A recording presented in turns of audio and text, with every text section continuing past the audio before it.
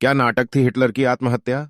German तानाशाह Adolf Hitler को गुजरे करीब 8 दशक हो गए, लेकिन उसकी बेरहमी और क्रूरता की कहानियां आज भी खौफ पैदा कर देती हैं। कहा जाता है कि द्वितीय विश्व युद्ध में शर्मनाक हार के बाद 30 अप्रैल 1945 को उसने खुद को गोली मारकर खुदकुशी कर ली। हालांकि कई लोगों का मानना है कि यह बात झूठ है और हिटलर ने खुदकुशी नहीं की थी। हिटलर का जन्म हुआ 20 अप्रैल 1889 को जर्मनी के दक्षिणी पड़ोसी ऑस्ट्रिया के एक छोटे से शहर ब्राउनाउ में। जर्मनी और ऑस्ट्रिया तब भी जर्मन भाषी और जर्मन वंशी थे और आज भी हैं। पहले विश्व युद्ध में जर्मनी और ऑस्ट्रिया की करारी हार हुई। उसी दौरान हिटलर जर्मनी का नागरिक बना और फिर वक्त के साथ जर्मनी और जर्मनों का भाग्य विधाता भी बन गया। द्वितीय विश्व युद्ध का अंजाम भी पहले विश्व युद्ध जैसा हुआ। इसमें जर्मनी फिर बुरी तरह हारा और उसने 8 मई 1945 को आत्मसमर्पण कर दिया। हिटलर को पहले ही एहसास हो गया था कि वह जंग हार चुका है, इसलिए इससे करीब एक हफ्ता पहले ही उसने और उसकी पत्नी एफा ब्राउन ने बर्लिन के एक भूमिगत बंकर में एक साथ आत्महत्या कर ली। हिटलर के आत्महत्या की असलियत जानने से पहले उसके उत्थान और पतन की कहानी जान लेते हैं। पहले विश्व युद्ध में जर्मनी की करारी हार का बदला लेने के लिए हिटलर ने दूसरा विश्व युद्ध छेड़ा, 1 सितंबर 1939 को पोलैंड पर हमला करके। इससे करीब 18 महीने पहले उसने अपनी मातृभूमि ऑस्ट्रिया का जर्मनी में विलय करा लिया था। ऑस्ट्रिया की आवाम ने इसका विरोध नहीं बल्कि स्वागत किया।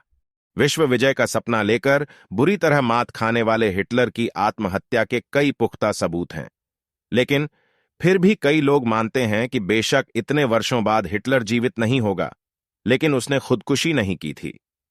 कुछ लोगों का दावा है कि उसे द्वितीय विश्व युद्ध के बाद भी अनेक जगहों पर देखा गया। इस बारे में सबसे अधिक प्रचलित तर्क यह है कि हिटलर एक निडर लड़ाकू था, न कि कोई कायर नेता जो आत्महत्या कर लेता। उसे लगा होगा कि अब उसकी हार तय है, तो वह भेष बदलकर बर्लिन से गायब हो गया होगा। हिटलर के साथ बहुत से नाजी अधिकारी दक्षिणी अमेरिकी देशों में चले गए और वहीं बस गए। हिटलर ने भी यही किया होगा। उसके साथ उसकी पत्नी एफा भी रही हो। कुछ लोगों का दावा है कि हिटलर अपनी कथित आत्महत्या से कुछ दिन पहले या कुछ दिन बाद अपनी पत्नी एफा ब्राउन के साथ अर्जेंटीना चला गया और आखिर तक वहीं रहा। इस धारणा को सबसे ज्यादा बल मिला है 2011 में छपी किताब Grey Wolf, the escape on of Adolf Hitler से। इसे लिखा है साइमन डंस्टन और जेराल्ड विलियम्स ने। इन दोनों लेखकों का कहना है कि द्वितीय विश्व युद्ध के आखिरी दिनों में जर्मनी की कई पनडुब्बियां अर्जेंटीना की ओर गईं। जर्मन नाजियों ने अर्जेंटीना के तत्कालीन राष्ट्रपति ख्वान पेरोन को ढेर सारा पैसा और सोना दे रखा था, इसलिए पेरोन ने उन्हें अपने देश में शरण दी। इन दोनों की जानकारी के अनुसार अर्जेंटीना में हिटलर और एफा की एक बेटी भी हुई, लेकिन हिटलर और एफा ज्यादा वक्त साथ नहीं रहे। एफा ने कुछ समय बाद हिटलर को छोड़ दिया और दक्षिणी अर्जेंटीना के न्योकेन शहर में रहने लगी।